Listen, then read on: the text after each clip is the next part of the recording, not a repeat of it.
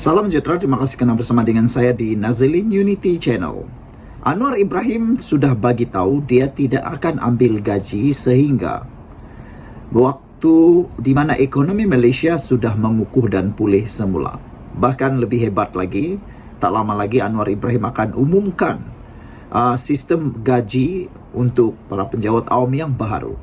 Namun yang lebih mengejutkan kita ialah gaji Perdana Menteri yang diperoleh Anwar Ibrahim adalah lebih rendah dari 6 Menteri Besar, Ketua Menteri yang ada di Malaysia. Saya ingin kongsikan kepada anda, siapakah Menteri Besar dan Ketua Menteri yang mempunyai gaji lebih tinggi daripada Anwar Ibrahim ini. Gaji Ketua Eksekutif di Sarawak, Sabah, Terengganu dan Pahang adalah sekurang-kurangnya RM30,000 sebulan.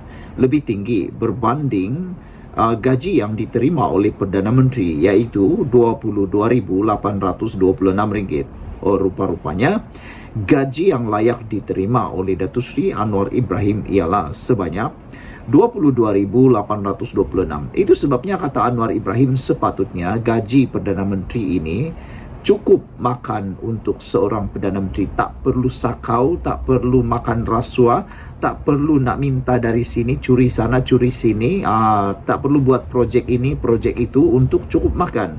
Kata Anwar Ibrahim, cukup untuk beliau. Bahkan ini belum masuk allowance lagi yang boleh diterima oleh seorang Perdana Menteri ataupun penjawat awam. Saudara, ini baru gaji pokok seorang Perdana Menteri dan juga gaji pokok bagi Ketua Menteri atau Eksekutif di Sarawak, Sabah, Terengganu dan Pahang. Bayangkan berapa banyakkah gaji mereka sebulan yang diperoleh dicampur dengan allowance dan pendapatan yang lain. Itulah kata Anwar Ibrahim. Dia pun hairan kenapa ada pemimpin yang masih sakau sini, sakau sana. Masih tak cukupkah gaji yang diterima, sedangkan gaji itu sudah banyak. Mereka ni bukannya makan tiap-tiap hari di kedai makan pun kan? Netizen kata, adakah pernah nampak Perdana Menteri, Ketua Menteri, Menteri Besar ataupun siapa-siapa antara yang disebut ini makan di restoran mereka bayar?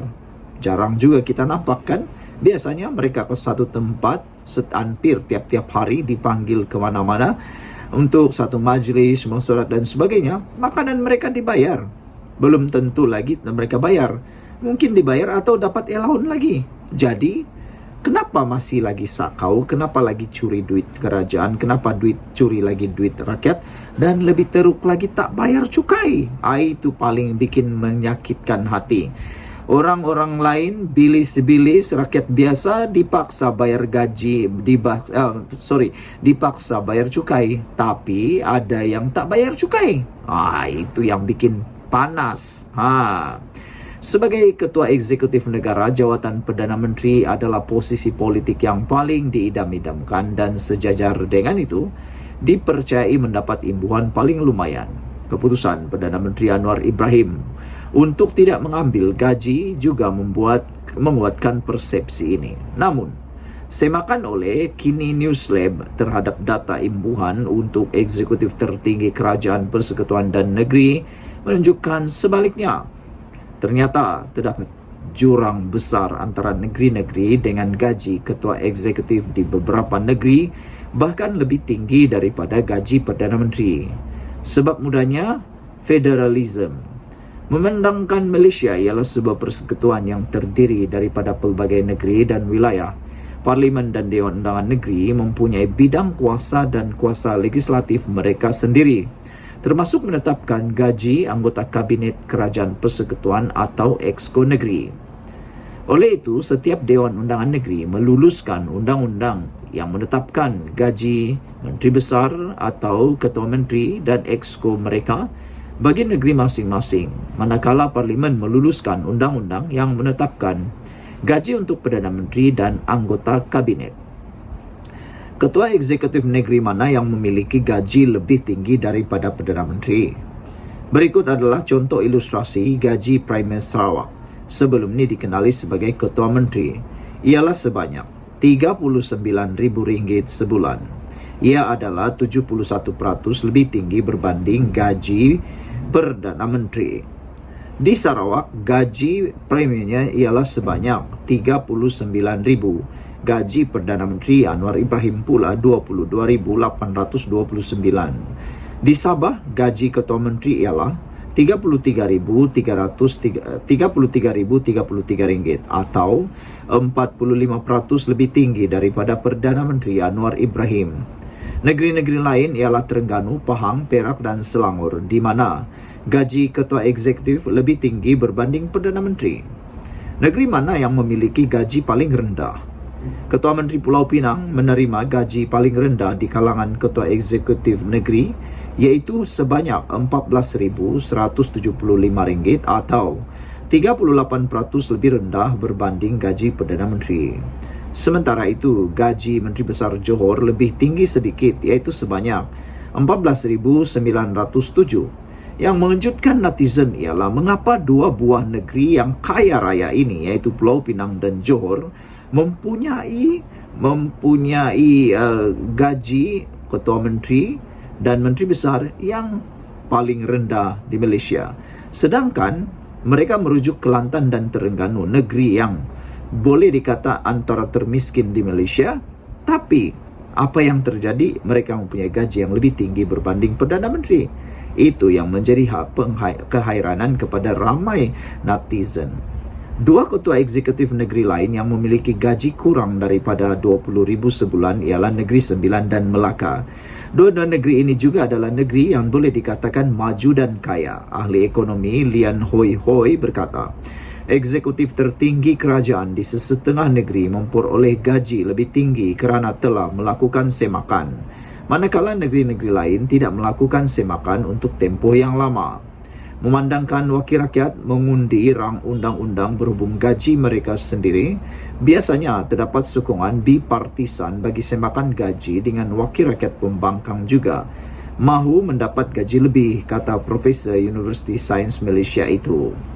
Pensyarah USM itu juga mengatakan tidak wajar untuk membandingkan Ketua Eksekutif Sabah dan Sarawak dengan negeri-negeri semenanjung kerana status yang berbeza bagi wilayah Borneo itu. Ini kerana Malaysia ditubuhkan menerusi perjanjian antara Sarawak dan Sabah pada masa itu dikenali sebagai Borneo Utara, Singapura dan Malaya yang terdiri daripada negeri-negeri semenanjung Malaysia hari ini. Adakah gaji bulanan sahaja pendapatan mereka? Jawapannya ialah tidak. Selain daripada gaji yang disebutkan di atas, mereka juga layak menerima allowance bulanan sebagai ahli parlimen atau anggota Dewan Undangan Negeri serta allowance lain, seperti allowance perjalanan dan hiburan. Sebagai contoh, selain daripada gaji RM39,000 sebulan, Premier Sarawak juga berhak menerima allowance bulanan sebagai anggota Dewan Undangan Negeri sebanyak RM15,000, menjadikan jumlah keseluruhan sebanyak RM54,000 sebulan. Selain gaji dan allowance bulanan sebagai anggota Dewan Undangan Negeri yang disebutkan di atas, Premier juga berhak menerima pelbagai allowance lain seperti allowance perjalanan, hiburan dan mesyuarat. Berapa banyak kami tidak tahu. Maklumat tersebut tidak didedahkan kepada umum. Beberapa negeri lain lebih telus dan menerbitkan maklumat ini. Selangor sangat telus dan menyenaraikan semua maklumat mengenai gaji dan allowance dalam enakmen ahli pentadbiran dan Dewan Undangan Negeri Imbuhan Pindaan 1980. Berikut adalah apa yang diterima Menteri Besar Selangor. Gaji bulanan bagi Menteri Besar Selangor ialah sebanyak RM25,000 sebulan. Manakala allowance kerajaan pula ialah RM5,500 sebulan. Kediaman rasmi ataupun allowance kediaman ialah RM4,000 sebulan. Allowance tahunan perabot dan perhiasan rumah RM5,000 setahun. Allowance khas perayaan utama RM50,000 setahun sekali. Allowance makan dan penginapan bertugas di luar bayar dan tebus lebih daripada 32 km dari pejabat. Bekalan air, elektrik, bil telefon percuma. Rawatan perubatan ditanggung termasuk keluarga. Pemberian pelantikan RM10,000 sekali. Allowance sebagai pengerusi Majlis Mesyuarat Kerajaan RM6,500 sebulan. Pembantu rumah mendapat RM3,000 sebulan atau percuma pembantu rumah termasuk tukang kebun. Allowance hidup semasa bertugas di luar pejabat lebih daripada 32 km ialah RM100 sehari, RM250 jika di luar negeri selain wilayah persekutuan, RM400 jika di luar negara. Selain daripada itu, mereka juga menikmati allowance pakaian rasmi istiadat dan pakaian panas RM6,500 setiap 3 tahun dan allowance pakaian rasmi RM2,500 setiap tahun. Mereka juga disediakan kereta rasmi dan pemandu dan kos minyak percuma, cukai kereta dan lesen senjata api juga percuma. Kemudahan cuti tambang 2 tiket kelas pertama suami isteri dan 3 tiket kelas ekonomi anak-anak dan seorang pegawai pembantu atau bersamaan wang tunai RM150,000 dan RM50 untuk perbelanjaan penginapan dan lain-lain. Selain gaji yang di atas, beliau juga berhak menerima allowance bulanan sebagai adun sebanyak RM11,250. Sebagai ahli exco kerajaan negeri, mereka juga mungkin dilantik secara automatik dalam syarikat berkaitan kerajaan GLC dan layak menerima allowance juga. Bagaimana jika dibandingkan dengan purata pendapatan rakyat biasa? Mungkin tidak adil untuk membanding gaji eksekutif negeri secara langsung dengan gaji median nasional, kerana saiz ekonomi setiap negeri berbeza. Oleh itu, salah satu kaedahnya adalah dengan membandingkan pendapatan ketua eksekutif negeri dengan pendapatan median negeri tersebut. Saudara-saudara sekalian, itu adalah satu yang paling menarik untuk kita semua. Di Sarawak, gaji untuk premier ialah RM39,000 sebulan, 19,5 kali dari gaji median Sarawak sebanyak RM2,000 pada suku ketiga tahun 2023. Sekiranya allowance bulanan sebagai adun turut dimasukkan, jumlah gaji premier ialah sebanyak RM54,000 atau 27 kali ganda gaji, 27 kali gaji daripada gaji median negeri. Sebagai perbandingan, gaji Perdana Menteri hanya 8.8 kali daripada gaji median nasional, manakala di Pulau Pinang ialah 5.4 kali ganda yang terendah antara semua. Apabila mengambil kira wakil rakyat yang dipilih, gaji Perdana Menteri meningkat kepada 14.9 kali ganda daripada gaji median nasional, manakala gaji Ketua Menteri Pulau Pinang masih yang terendah iaitu hanya 9.6 kali ganda daripada gaji median negeri.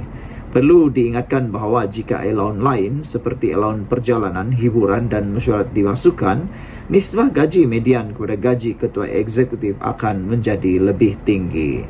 Adakah gaji mereka ada kaitan dengan ekonomi negeri? Tidak juga. Data menunjukkan tiada hubung kait secara langsung antara prestasi ekonomi negeri dan gaji ketua eksekutif negeri. Mari kita ilustrasikan ini menggunakan KDNK per kapita yang merupakan ukuran prestasi ekonomi dibahagi dengan jumlah penduduk di negeri itu. Sebagai contoh, KDNK per kapita untuk Kelantan pada tahun 2023 adalah yang terendah di Malaysia, iaitu RM16,836, manakala gaji menteri besar di negeri itu ialah sebanyak RM20,000.